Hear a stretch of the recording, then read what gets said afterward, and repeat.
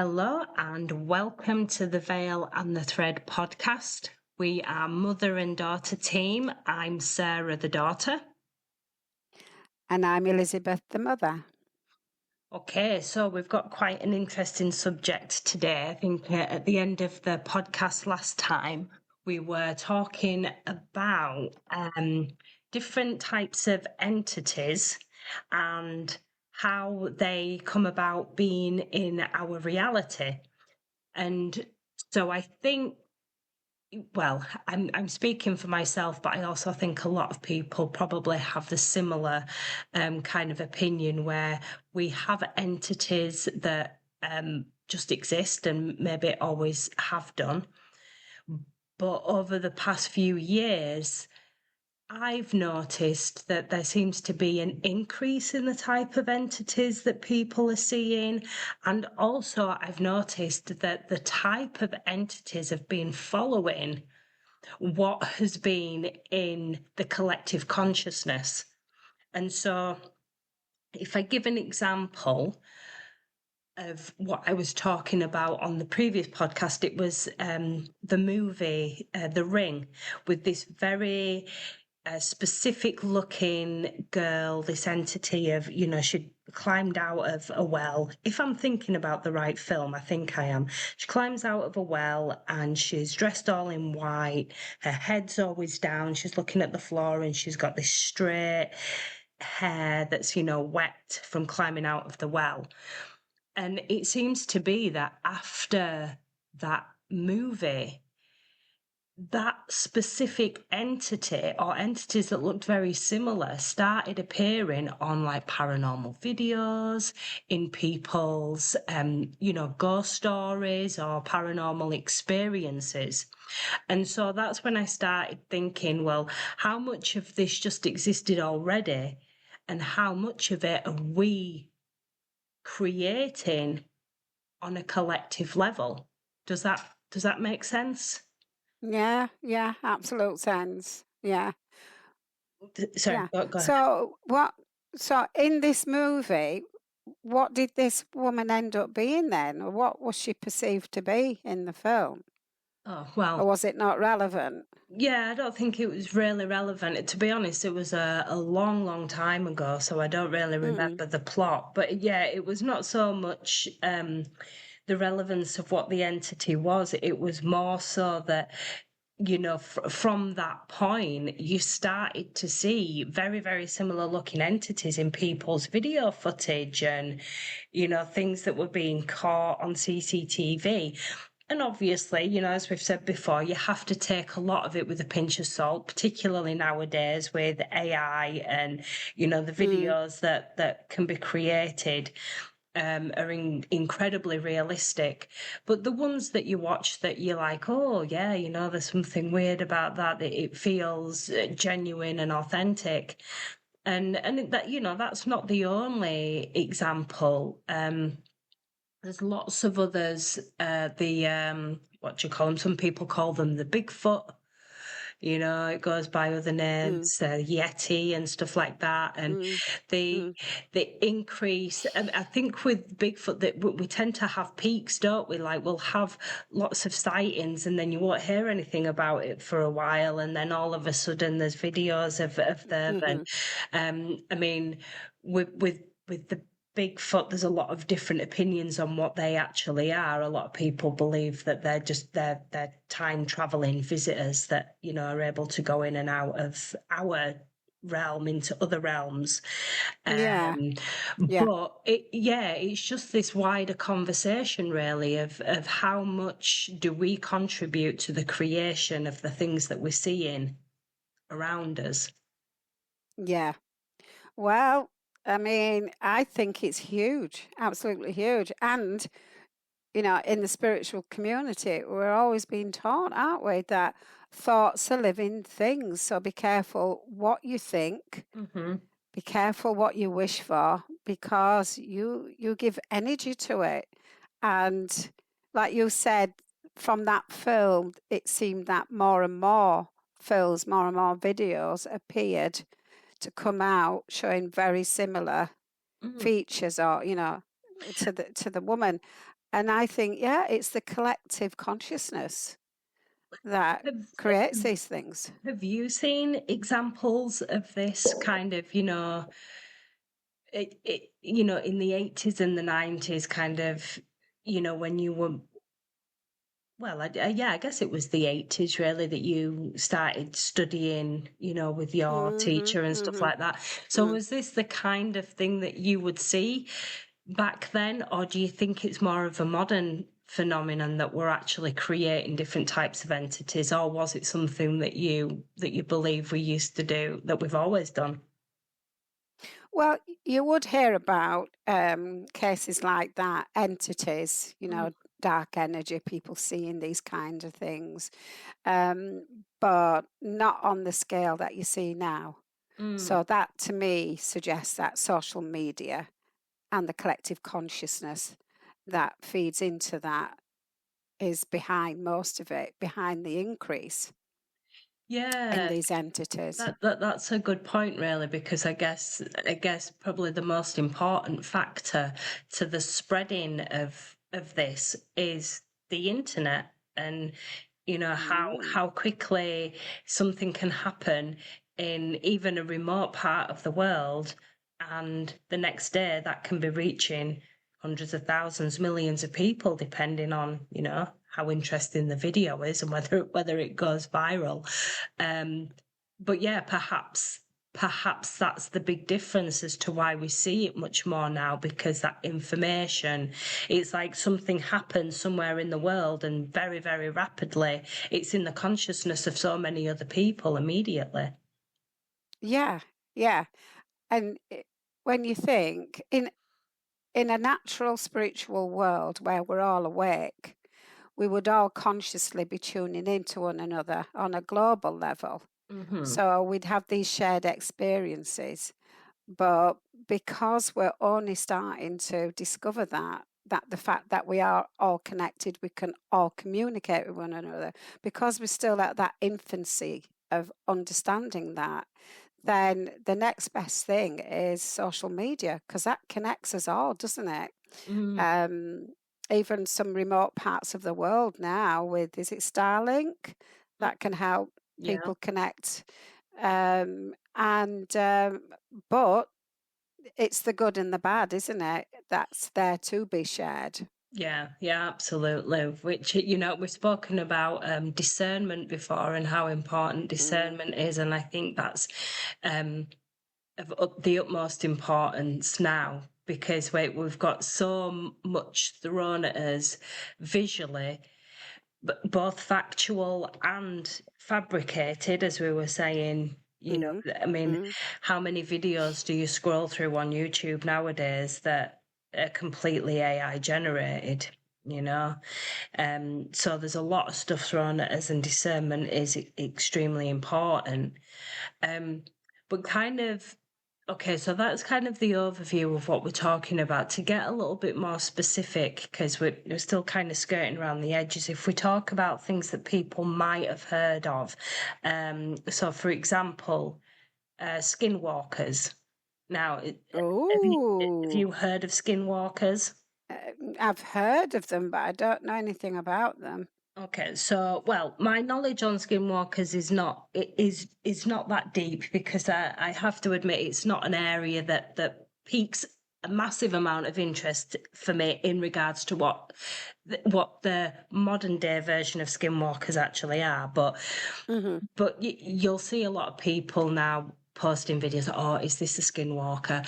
And what it's become is this image of it's almost like Gollum, from the Lord of the Rings, Oh, yeah, yeah, yeah.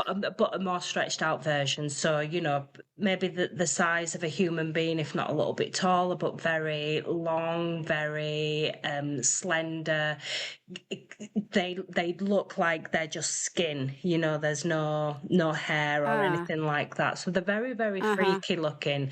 Something that you'll have probably seen a version of in a horror movie. But Yeah. the original skinwalkers were actually human beings. The skinwalkers are from Native American history. Um, a specific tribe as well, which I can't remember right now, so I won't give incorrect information. But the Skinwalkers were shamans or medicine men who had the Okay. ability to they had shape-shifting abilities, Yeah. but they were actually, real human beings that just had extended abilities. But we can see now how that has changed because of collective consciousness.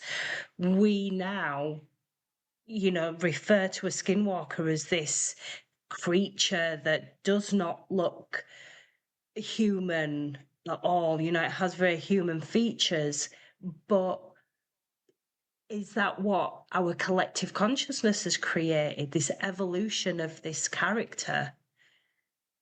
That Yeah. it was never that way originally, but perhaps there's been a movie about it. There's a lot of press around skinwalkers because there's a place called Skinwalker Ranch in the US, and there was a TV show about that. It's an area where there's a lot of unusual UFO activity and stuff like that. And so, yeah, as a skinwalker, what we see now in the modern day, really just what our collective consciousness has molded it to be. Yeah, I suppose it is because it just makes me think it's like so many other things, isn't it? I mean, it's a strange analogy, but if you just think of language, how language has evolved over the centuries, and words that we use now have a specific meaning, but originally that meaning could have been completely different. Can't think of an example now, but if somebody from even 500 years ago came back now and used that word, it would mean something completely different Mm, to us.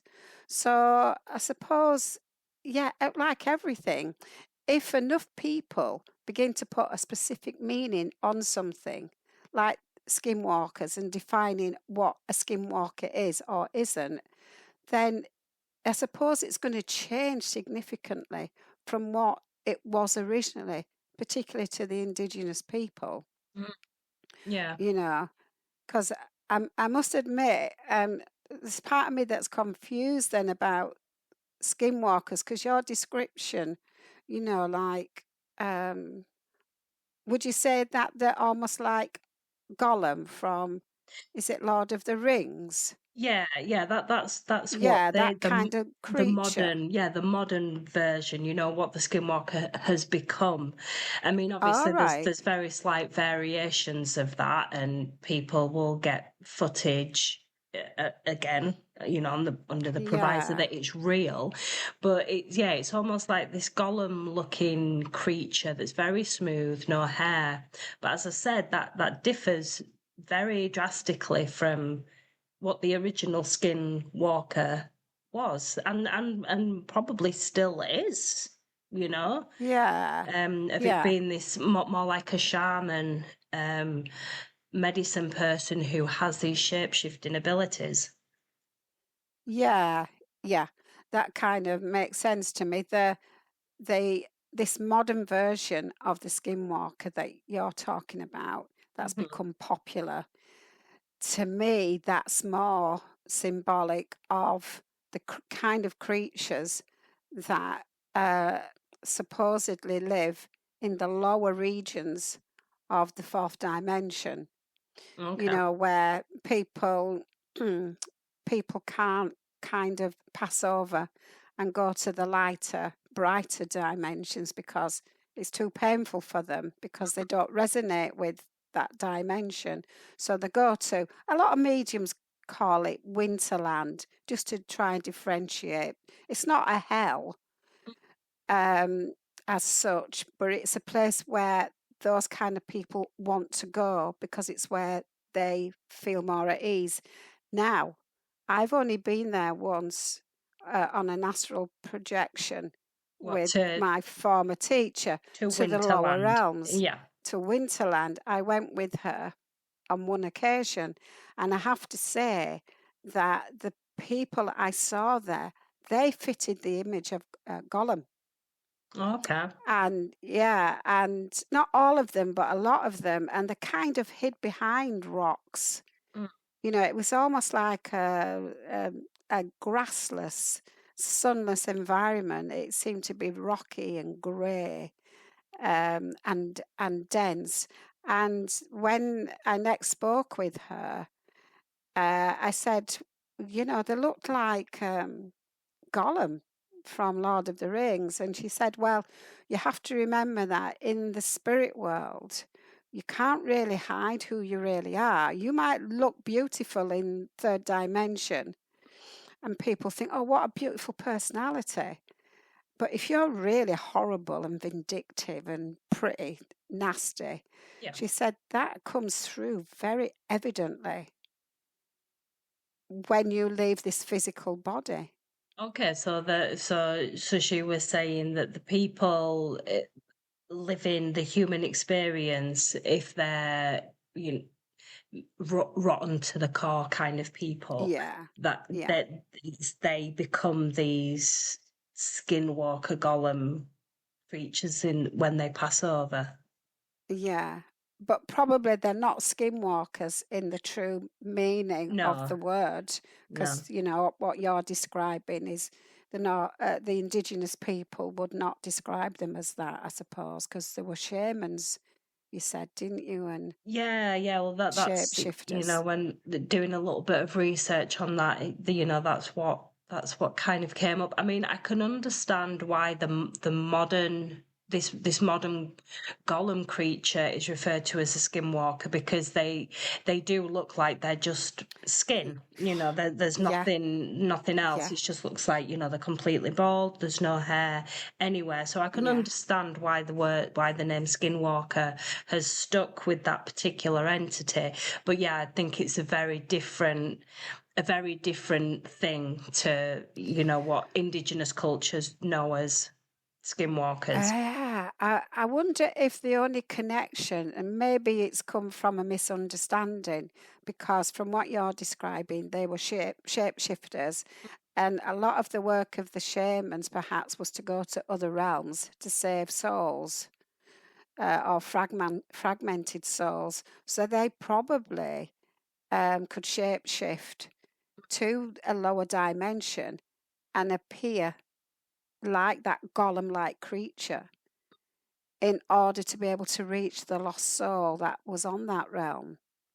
In order not to Yeah. frighten them, they would appear how they would wish to see other people in that dimension. Mm. So I get that. I could see the shamanic um, rescuers taking on that form, Yeah. but not for it to be a permanent feature of the skinwalker. Okay. Well, yeah, it's interesting that the description of that kind of piqued that memory for you of these creatures in the fourth dimension, so Yeah, maybe they are one yeah. and the same. Okay, so then let's move to another theory that is widely spoken about, and you may know more about this. The um the shadow people. Ooh. The the shadows that now when I say shadow people, I mean kind of there's different elements to this, because a lot of people will have video footage, or maybe have even had experiences themselves where like they see something in their peripheral vision. They'll see a shadow Mm-hmm. in their peripheral vision walking past, or they'll see a slight shadow um moving across something. There's that, but there's also these shadow people that when you see them on video footage, they are it's not a shadow, it's like the complete absence of light. For want of a better Yeah. description, it's almost like somebody has taken, if we were still on the old analog film, somebody's cut out a person shape from the film. They are that black, in Yeah. shadow. Yeah. And Yeah. so Are those two shadows different things? Do you think they're the same? Have you heard of shadow people? What's your take on it? Yeah, I mean, I have heard of shadow people and different ideas of what they are and how they seem to appear. And from what I can gather, one of the most common ways of seeing them seem to occur if you have paralysis, sleep paralysis. Now, I know you've never had this, have you? But I had it a lot.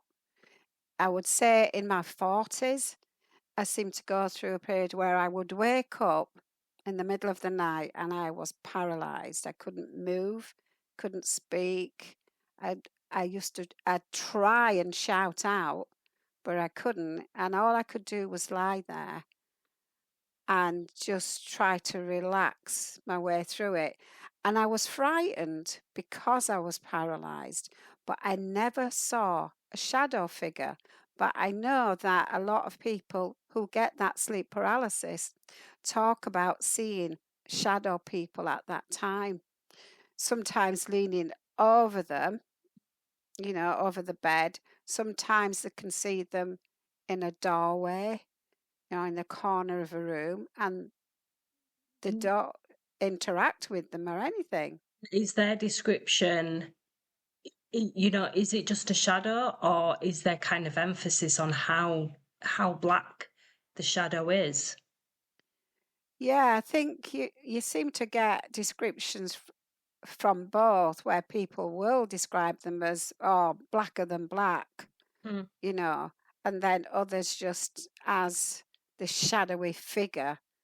Um, but I think as well, we have to remember that we always see things through eyes um, that are influenced by our own lives and what we know about our world.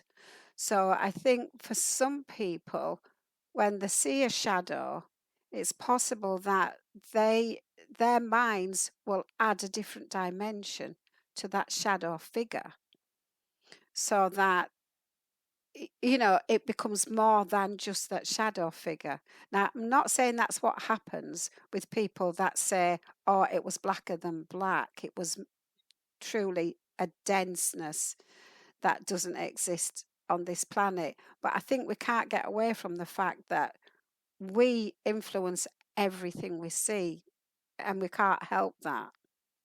It's So then that goes back to the original kind of concept of the collective influence, or are you talking about influence on a more individual basis? Well, I think both, because we can't separate ourselves out from, we've got the individual influences, that coming from us and our own experiences, but we're part of the collective. So, and even more so now, as you were saying, with social media. So you've got influences from your own individual beliefs and values overlaid by the collective cultural beliefs that you get from around you, from absorption. It's not possible unless you lived in total isolation. You're going to take on part of the cultural belief of the collective. Yeah, yeah. So, but having said that, I know that some of these stories seem to be global. In like you'll have a similar description of these shadow people that has happened across the globe that predates social media. As far as we're aware, there's even talk in, I think there's one chapter in the Bible, I don't know if it's Job, where Job describes this being absolutely terrified by this ghostly figure Yeah. that comes to visit him, and he's just is paralyzed with fear. Now, was that a shadow figure or not? We don't know. But there is this assumption that well before social media, there was written documentation about people seeing the shadow figures at night. Yeah. And there's it. I mean, I know you were saying that, like, these shadow people come up quite a lot in the discussions of sleep paralysis, which I can Mm. understand. But then there's so many accounts of people seeing these entities in waking life as well, and as I said, however much you can trust the video evidence, people do have video footage of it as well, it seems to exist outside of this sleep paralysis state as well. And interestingly, there you've heard of the Hat Man, right? Yeah, that's Yes. spooky. So this is like for those of you that don't know, a shadow person, a shadow man, that he's wearing a cowboy hat.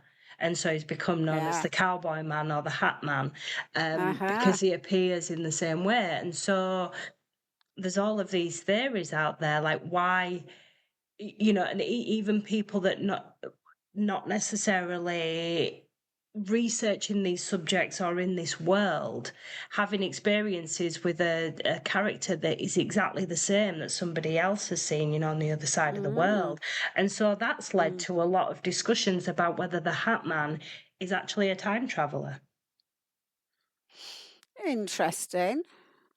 you In, know? but a time traveler that like looks like a cowboy Well, who are you to judge what with he's wearing? a long grey coat and Yeah, a cowboy hat. yeah. Yeah. Well, he might Yeah, be a I time. don't have to. He could be a time traveler from the cowboy days.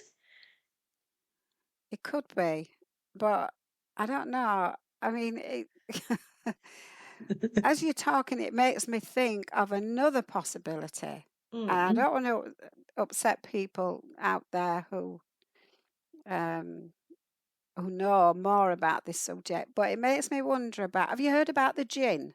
Yeah, The yeah. jinn, yeah. I mean, it's talked about more in the Islamic world, but it predates Islam anyway. It goes back to Arabic times, and they talk about a creature that is made from smokeless fire, which I don't understand, but Okay. it's some kind of smokeless fire. Mm. It's an energy, and the jinn predate us.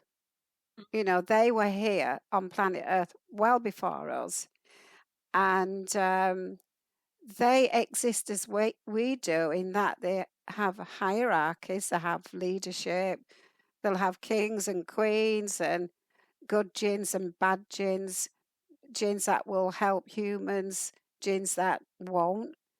Um, they're apparently just like we are, only they haven't lost their supernatural powers. They didn't go through that forgetting who we truly are phase. So their powers and abilities remain intact. Now, from the description, because when people talk about them as smokeless fire, it's like you can imagine some shadowy kind of figure that's free to roam globally anywhere it wants and that can influence our thinking. Say smokeless fire, it makes me think of a flame, like of a lighter or a match. You have the actual flame before it's at the point where it's emitting smoke. I know, that's what I don't understand. I can't get my head around it because when you see them portrayed in, like films and YouTube films, they're kind of shown like some figurey character, Mm. um, usually portrayed as being quite negative, Mm. which is unfair because that's not who they're just like us. Yeah. So I always imagine the jinn a bit like the genie in a bottle Oh, is yeah, supposed to be yeah, based on the jinn. yeah. So you open the bottle and the genie comes out and it looks like some, well, I don't know, like some smoky character. Mm. But the jinn are actually supposed to be from smokeless fire. Maybe it's a concept we don't understand Yeah. Yeah, and because I they're guess never portrayed like fire. no, well, I was gonna say, I guess it depends on what resource you're looking at as well, aren't you? Because obviously, like, but for me, being the age that I am, if I think about the genie in the bottle, I immediately get the picture of like the Disney, the Disney genie Eh? that comes out Uh-huh. of the lamp. But then there is also a modern film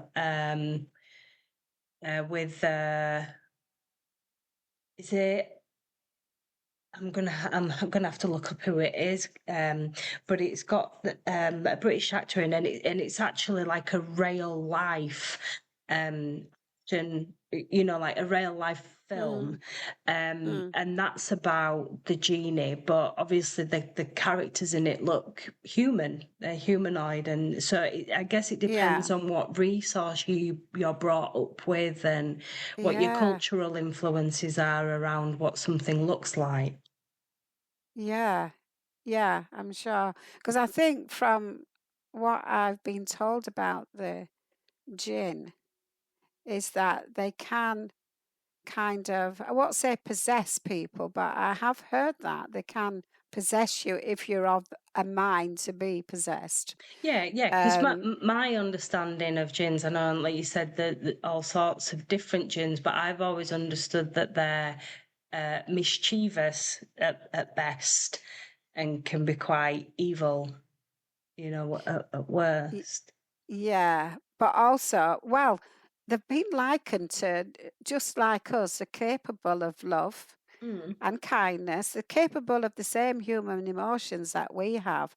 So, um, but I think certainly in the Islamic texts, um, I think they are to be avoided and not mixed with, you Yeah. know. So um, it's believed that they can come into your home and they're like dark places, Mm. like the bathroom and places like that. So Yeah. in an Islamic home, you probably would be aware that they could be there.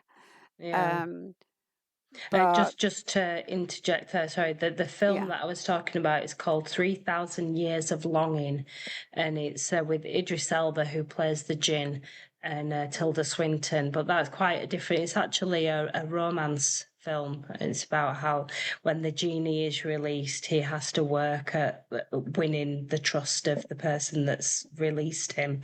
So it's a different take on on the traditional kind of genie in a yeah. bottle. So yeah, it's worth a Well, watch. well, maybe that's a good thing because maybe we need to, as a society, stop looking at the jinn as something horrible and evil to be avoided and look more deeply into what the jinn really is about and the fact that it was here before us if Mm. the stories are to be believed, that it should be respected just like us and accepted that just like us, just like humans, they're good and bad Well, yeah, and amongst them. how much of it is down to our expectation of what something is as well, So, Mm, um, I guess this is along the similar lines of collective co-creation. But if I grow up with the understanding that the jinn is an evil entity, then that's most likely what I'm going to experience because as soon as I have an experience, I'm going to be waiting for, oh, well, something bad's going to happen now because this is what jinns do. So, how many of these entities actually maybe don't even have malicious intentions, but mm, that's the mm, expectation that we hold for them, yeah. coming into our space. So therefore, thoughts being living things and like attracting like, if we think so negatively about them all, if there Mm. is some interaction, isn't it going to be of a negative Yeah, experience? yeah, You exactly. know. Because But going back to Sorry, go Sorry, on. go on. No, you're gone. Well, going back to your point about the shadow people and the traveling cowboy, time Mm-hmm. traveler, Yeah. it did make me think about would would that maybe be a bit like remote viewing then, because these shadow figures apparently don't interact with us, they just look at us. Mm. And I think there's a couple of cases where when the shadow person has become aware that the human being can actually see them, Mm. that it's disappeared. Yeah, There's been well, a few cases of that. it's interesting because what I was actually going to bring up the same point that even within the shadow person community, there seems to be different versions as well, and so you'll get the shadows that you can quite clearly see that it's the shadow of a human, a humanoid person being, and they may just be stood still. It's usually in like a basement or a cellar where it's dark already and Oh, spooky as hell. And whoever yeah. lives there has been hearing noises or crying or whatever coming from Uh, from the basement. So they go down and there'll be a shadow figure, and they're usually stood in some weird, creepy pose, like looking down in a corner or something like that. But then I've seen footage of shadow figures that they look like it's just a normal person going about their day-to-day business. And then it's like you yeah, say, it's almost like, oh, they can see us, we better go. And so yeah, it's two very, very different entities with different behaviors, different characteristics, you know. So yeah, it's yeah. it's an So, interesting yeah. So thing. it's not one size fits all when it comes to these shadow people. There could Yeah. be different reasons. What if we're shadow people in a different dimension? Like when we go to sleep at night, are we wandering into someone else's dimension and scaring the bejeebus out of them? Well, yeah, I mean, get this right. So they're saying all of these dimension. I mean, this is a little bit off topic, but not really when you take, the grand scheme of things. They talk about different dimensions, different realities, all occupying the same space at the same time. But what you can see is dependent upon what lens you're Mm, wearing. And so for us generally, we have the lens of being able to see our dimension, and then you're going to have people who can see, their range is a little bit wider than the norm. uh-huh, uh-huh. And so yeah, when I'm stood at my you know balcony window and I'm appreciating the flowers, or Hector, the little hummingbird that we have visit, it, is there a reality, is there a dimension of somebody in my space seeing the silhouette of a person stood at the patio going, who the hell is in my living room? Yeah, Is yeah, that a possibility? Yeah, like you say, am I a shadow figure looking like I'm stood at the doors watching that person when I'm just going about my day-to-day business? But yeah, for whatever reason, in that moment in time, the veil has been thin enough, yeah, for those dimensions to be crossed. yeah. Well, I I think probably these things potentially will happen more and more, not just because of the collective, but because of the changes in the way dimensions are going. We keep being told, don't we, that this planet is slowly kind of splitting into two earthly planets, Mm, where, we'll end up living in fifth dimension and some will remain in third and mm, traveling in between. It's all really weird, but I'm still thinking, I don't want to get off on a tangent because I'm still thinking about the shadow people mm. because we live in a world of shadows. Yeah. Anyway, if you've got the sun, when you walk around, you create a shadow. Mm-hmm. Now, I know people are just going to say, yeah, it's a shadow created by the sun. Mm. But it's created. Does that mean it is something? Does it What, have as some kind of in, substance? yeah, does it have its own qualities and characteristics and traits? Yeah, that Well, disappears. this is funny though, right? Because how often do small children see their shadow and it scares them? Like I don't. I mean, you'd know better than me whether I was one of those kids because I don't remember if I was scared of my own shadow.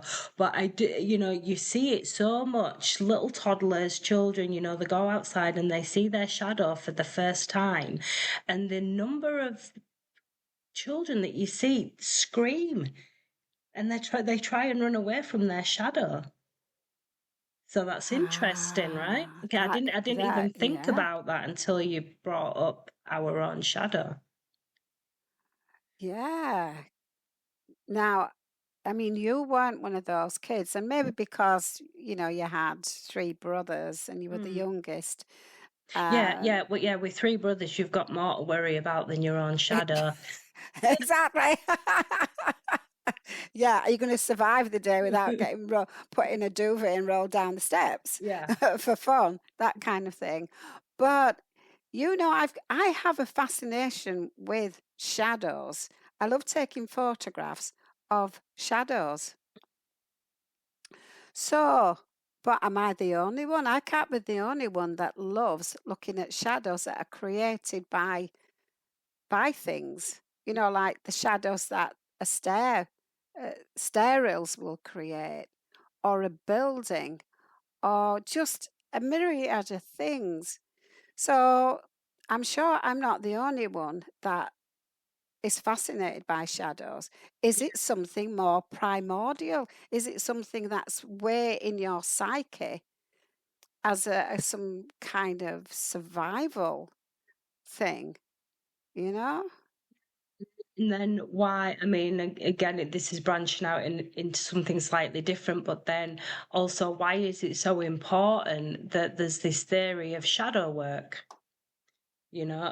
Working on Ah. the shadow self, and that being in the area of, working on your shadow is quite often connected to clearing your karma, because basically the shadow self is the bit that we try to ignore or hide, but really, a lot of the time, the true healing work comes from actually looking into the shadow and pulling out what is sitting within the shadow, not with the intention of getting rid of your shadow self, actually, the opposite, with the intention of understanding and integrating the shadow self into you so you become a whole being. Because we all have a light and we all have a shadow. And I mean, maybe further down the line, it is the human experience or whatever beings we are at that point. Maybe the intention will be to get rid of the shadow completely. But for this experience in particular, we live in a universe of duality, and that is reflected within ourselves, the light and the shadow. And so rather than working to get rid of the shadow, we're supposed to be integrating it, accepting those shadow elements of ourselves. So does that open up a wider conversation as to why shadow people are seen so much within, and becoming a much more common thing to see as well? Oh, wow, that's really profound. Do you know what? As you were talking, I'm thinking maybe, okay, it might upset a lot of people, but it's Mm-hmm. just an idea. What if those shadow people, not always, but sometimes it's us Mm-hmm. reflecting back at us, right? But Yeah. because of our conditioning and because of the fears that we grow up with, and like you said, little kids who are frightened of their own shadow, it's all there stored, isn't it? Yeah. Shadow, fear.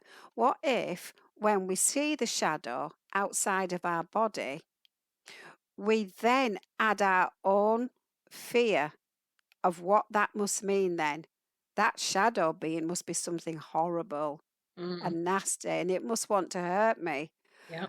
But if we could take away that negative concept of the shadow, Mhm. would we then be able to recognize it as, do you know what? That's me.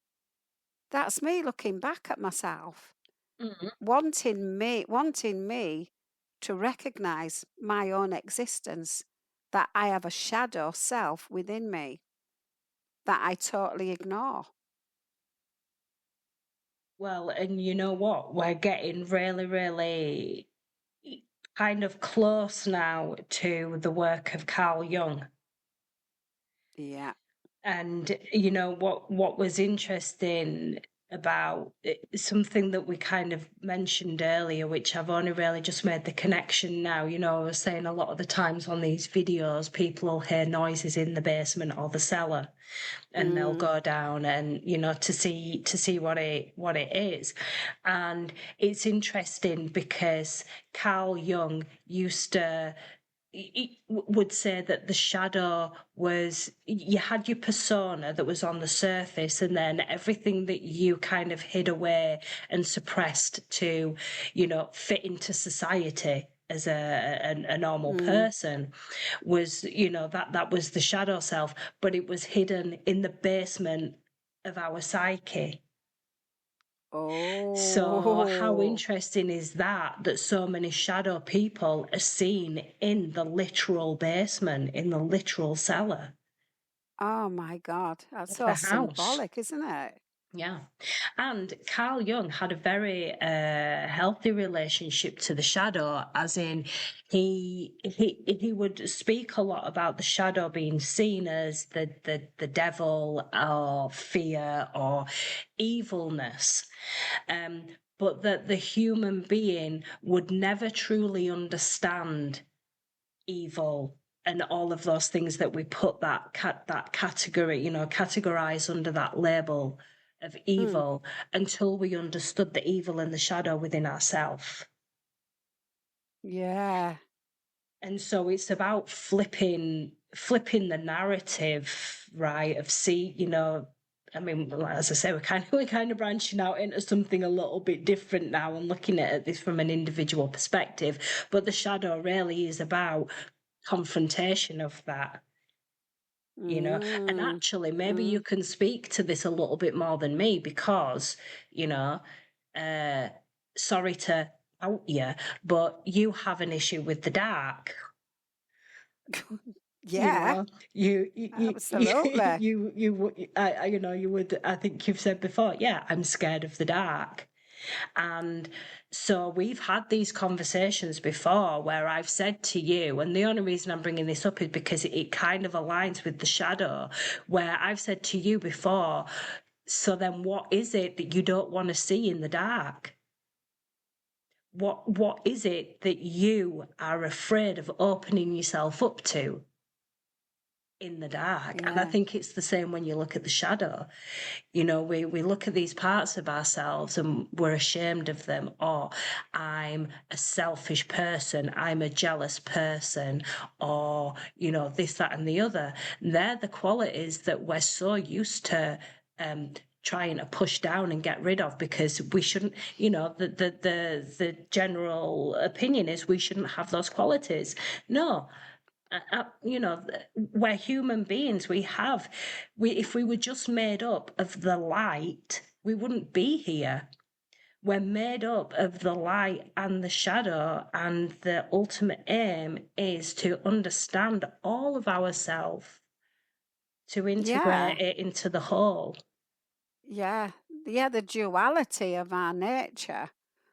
We've got to understand and acknowledge the right for that shadow self Yeah. to be there, um, in order to then be able to communicate with it So and work with it. So when we take it back to the children, the little child looks at their shadow, you know, on a subconscious level, are they looking at that shadow and going, oh, hell, there's the greed that I've brought back from my other life. I thought I'd got rid of that. What are you back here for? You know? Yeah, Perhaps it's that kind of subconscious fear. yeah.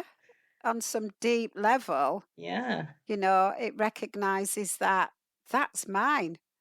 I'm Yeah. seeing that shadow there on the pavement, but that's actually me, part of me. Because when you Yeah, look at it as well from a very literal perspective, consciously, what is that child scared of? They're scared of this figure that looks like them, that's just pure absence of light. Why why is it already hardwired into us at that young an age to be scared of that? yeah, Because indeed. it's not like children are growing up and seeing people screaming at the sight of their own shadow. So why is it? It's not a learnt behaviour, is what I'm saying. It's Yeah, there already for that individual child. So why? What is it about seeing that shadow that yeah, invokes such fear? yeah. And you just made me think it's not just that child's shadow, because I can remember being a kid and like sometimes my dad would make shadow people on the wall at night, Mm, like there'd be a candle burning, yeah. some weird reason. We used to have blackouts in those days, Mm, probably more than there are now. But try as I might, when he played shadow figures on the wall and he'd try to make them funny, like making a dog or a cat or something on the yeah. wall, part of me wanted to laugh, but also part of me was scared. Mm. Like, it's a shadow. But why Al why almost was I as if scared? it could potentially take on its own personality and come and attack you Yeah, or something. yeah, yeah. So that adds another dimension to it. And I'm sure a lot of children, if you played wall shadow with them, no Yeah. matter how funny you try to make it, on some level they might think, oh, it's a bit scary. Yeah. But Yeah. but why? Yeah. Why? Well, it makes me Oh, wonder as well, because I'm just brought up something that I'd researched the other day, and I was just reading a quote from Carl Jung, and it said, "Everyone carries a shadow, and the less it is embodied in the individual's conscious life, the blacker and denser it is." And so, if mm, we take that back mm, to people and the actual sightings of shadow people, there's always going to be different there's always going to be different things going on. Perhaps there is a certain element of time travelers come in and and viewing the area. mm, Perhaps there are those shadows of the traditional ghosts where it's like a film mm. clip that keeps playing over and over. But yeah, how much of this is coming up now? Because I feel as though collectively the shadow work is where we should be working now. For me, shadow work Mm, has been a mm, big thing for the last couple of years. And I think we collectively are probably at a point where people really need to be looking at their shadow selves. Um, and I think a lot of what's going on in the world at the moment is bringing up the opportunities for people to do that, because how many people do you know that have such divisive opinions and such polarized mm, opinions on mm, what's going mm, on in the mm. world? And so I think the invitation nowadays is for people to say, why is that triggering me so much? What is it about this that really sits with me that I don't like, or that the fabric of my being is trying to reject? That's all an opportunity. to be working on the shadow level. And so is that why shadow people are becoming so much more prevalent in everyday life? Because actually, maybe these, like you said, maybe these are projections of our own shadow selves that we're refusing to deal with. Yeah. Yeah. In which case, what an opportunity. And if we could fight against the nature, our inherent nature, to fear the shadow Mhm. people, and like you were saying earlier, it seems to come from very early in life. Mm. If we could somehow condition ourselves to, when you see those shadow people, to say, okay, what are you trying to tell me? Yeah, You're here.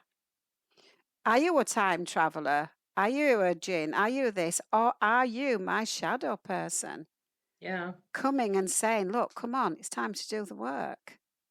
Yeah, I think so. And there's two things that I want to add there. First of all, I think it's important as well to um, separate what we're talking about here, because you and I both know that there's people that do certain things, certain practices that openly invite darker energies Mm, into mm, the home, mm-hmm. and so a lot of the videos that you do see online, there'll be a lot of poltergeist activity along with shadow people, this, that and the other, but you know that person's has a lot of practices that are opening and inviting those Mm-hmm. energies, the Ouija Mm. board, or visiting haunted places, and literally Yes. literally verbally inviting these entities to come and show them who they are, and Yep. play with them. That's a very, very different beast. That's not Yeah. necessarily what we're Yeah. talking about. We're talking about people that may just randomly come across these shadow people. But yeah, it also, the second point that I wanted to talk about, which is maybe a bigger subject in itself, but it goes back to the children being scared of the shadows. Why have we come to this life having, and I know that not everybody's scared of the dark, but I think there's a large percentage of people that are uncomfortable in the dark. Right. And Yeah. Me being one of them. the first thing you want to do when you walk into a dark room is turn the light on. And why have we come back with that? Why have we come back with this reluctance to stare straight into the dark and say, what's there? And face what's there? Is this part of the karmic programming that we're now shedding in these incarnations to move forward? Because perhaps on some level, this fear of the dark has been put into us so that we do not look at the shadow. Wow. You are so profound and philosophical today. It's amazing. It's because Yeah. the sun's shining after having like a week and a half of rain. It's giving my Yeah. brain the energy that it needs. But yeah, I mean, what Why whatever are we you so scared? Yeah. whatever your beliefs are on, whether this planet is a prison planet, or whether we've created everything that is on this planet, and our entire experience of which I more and more I am of that belief that, for all of the bad that's happening, for all of the shadow that we see, collective humanity has brought us to this point. We've created a lot of the environment that we have for very specific reasons.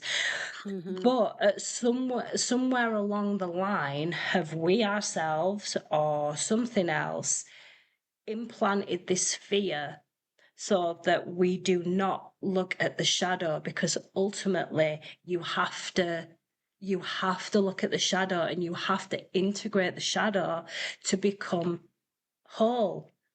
And so how do we stop people from becoming whole? We make them afraid of the dark. We make them afraid of the shadow. Wow. Well, our time's nearly up, but I kind of think that the direction we've gone in maybe suggests that next time we look at the shadow side of Mm, being human, what it really means, and how do we recognize the shadow within us? What do we do mm, to integrate it?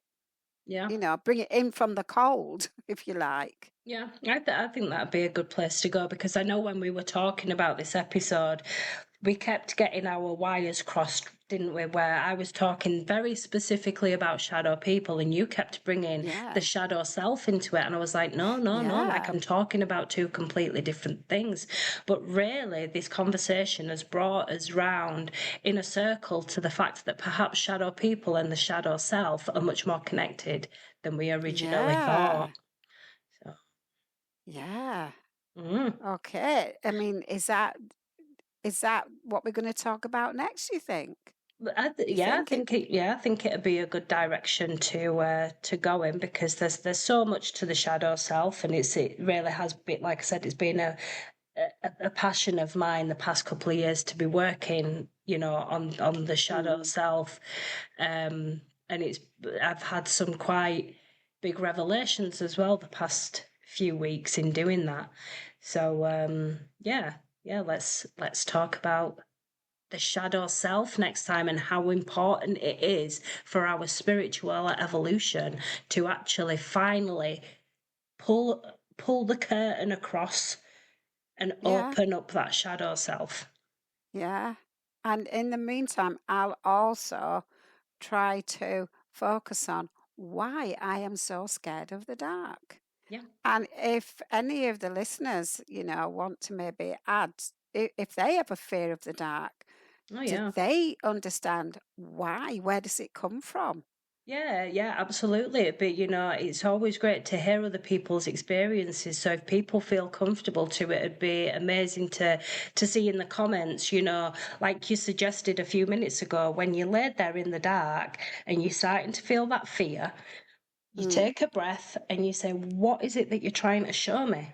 And try and let your mind be as empty as possible. What is it that you want to show me? And just see what comes up, you know yep. and let us I'll know. try to be brave. Yeah. Take your teddy bear to bed with you, so you have a friend. Do your shadow work. Yeah. Yeah. Ah, brilliant. Yeah. Yep. Well, I think Okay. that's a good place to stop for today. So, as always, thank you so much to the people that tune in and listen. It really is appreciated, and we always hope that these podcasts kind of open up discussions in your day-to-day life as well.